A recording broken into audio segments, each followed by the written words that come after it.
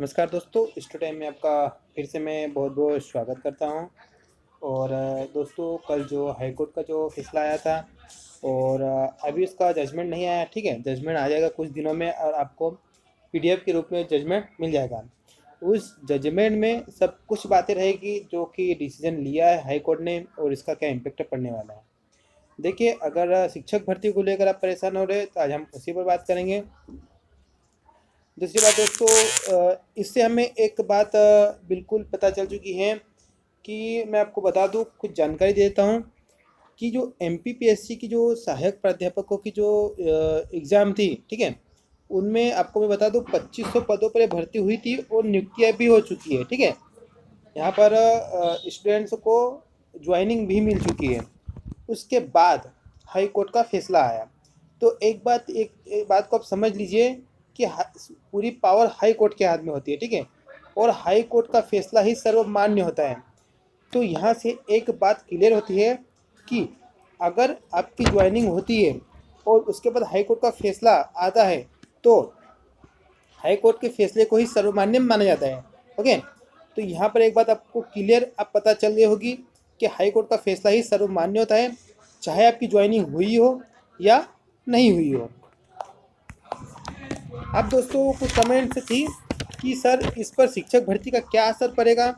तो मैं आपको बता दूं, ये जो केस लगा था ये स्पेशल एमपीपीएससी की असिस्टेंट प्रोफेसर भर्ती पर लगा था, क्योंकि यहाँ पर गवर्नमेंट हार चुकी है। ओके, गवर्नमेंट हार चुकी है। तो देखिए, यहाँ पर जो महिलाओं को 33% ओरिजेंटल आरक्षण जो दिया गया है उनमें हाई कोर्ट ने अनियमितता पाई है। ओके, तो उसको सुधार करने को कहा है और सूची फिर से जारी करने को कहा है।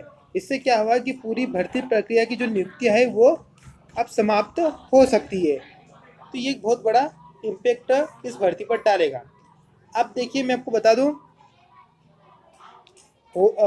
जो हॉरिजॉन्टल आरक्षण है, ठीक है, ये महिलाओं को दिया जाता है और ये आरक्षण शिक्षक भर्ती में भी दिया गया है। जो आपकी एमपीपीएससी की असिस्टेंट प्रोफेसर की एग्ज़ाम थी उसमें ये आरक्षण महिलाओं को 33% दिया गया है और शिक्षक भर्ती में ये आरक्षण 50% दिया गया है। तो देखिए, आरक्षण में क्या होता है, मैं आपको सिंपल लैंग्वेज में आप थोड़ा समझा देता हूँ, है ना। वर्टिकल आरक्षण, देखिए, सामान्य तौर पर दो तरह से आरक्षण दिए जाते हैं। एक है वर्टिकल, ओके, और एक है हॉरिजॉन्टल। तो देखिए, वर्टिकल जो आरक्षण दिया जाता है ये आपको पता होगा एससी एसटी ओबीसी को दिया जाता है, ठीक है, जो संविधान ने दिया है। लेकिन हॉरिजॉन्टल आरक्षण वो है जो अलग से किसी कैटेगरी को अगर दिया जाता है गवर्नमेंट की तरफ से, जैसे महिलाओं को दिया जाता है। ओके, तो ये हॉरिजॉन्टल आरक्षण है। इनमें फ़र्क इतना है कि देखिए कि वर्टिकल आरक्षण में आपकी जब चयनित सूची बनती है तो सबसे पहले आपको देखा जाएगा जनरल कैटेगरी में। ओके, अगर आपके मार्क्स अच्छे हैं तो पहले आपको कहाँ पर सिलेक्शन दिया जाएगा, जनरल कैटेगरी में दिया जाएगा। और फिर आपको फिर आपकी जो सूची बनेगी वो एससी एसटी ओबीसी की बनेगी। तो ये वर्टिकल आरक्षण में इस तरह से सूची बनती है। मैं सिंपल भाषा में समझा रहा हूँ आपको।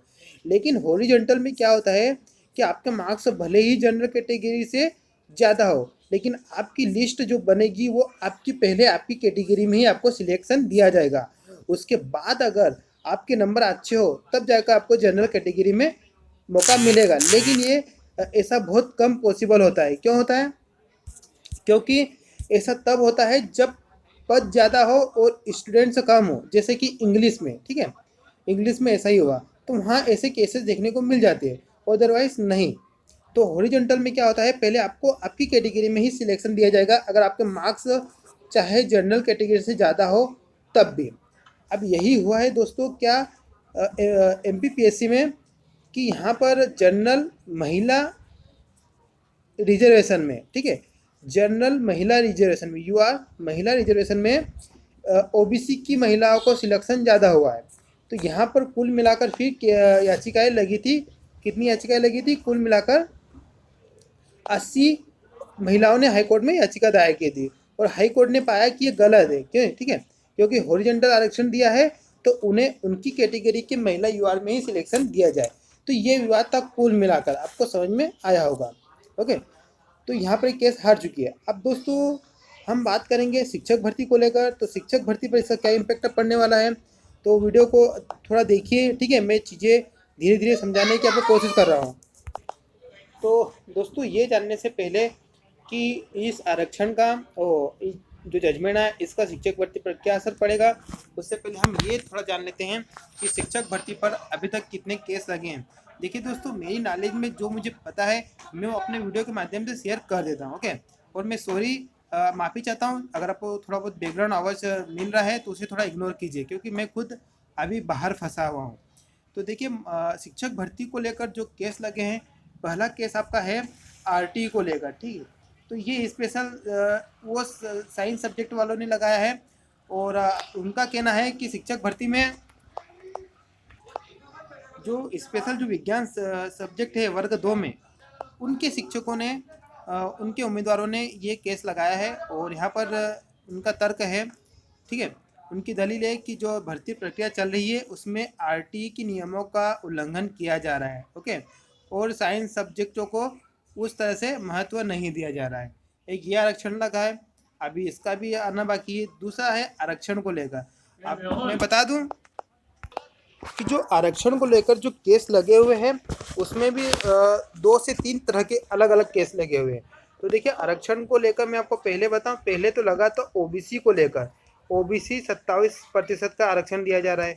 ओके, उसके बाद जो केस लगा था ईडब्ल्यूएस को लेकर, ईडब्ल्यूएस पर भी एक याचिकाएं लगी है 10% को लेकर। ओके, उसके बाद लगा है महिला आरक्षण को। ओके, तो महिला आरक्षण को भी केस लगा है। अब देखिए ओबीसी का केस आप सबको पता है।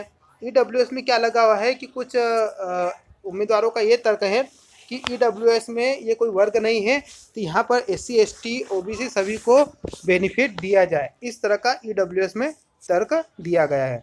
अब महिला आरक्षण, तो यहाँ पर ये कहा गया है कि महिला ये अदर स्टेट की शायद कुछ महिलाओं ने लगाया है कि यूआर महिला में हमें मौका दिया जाए।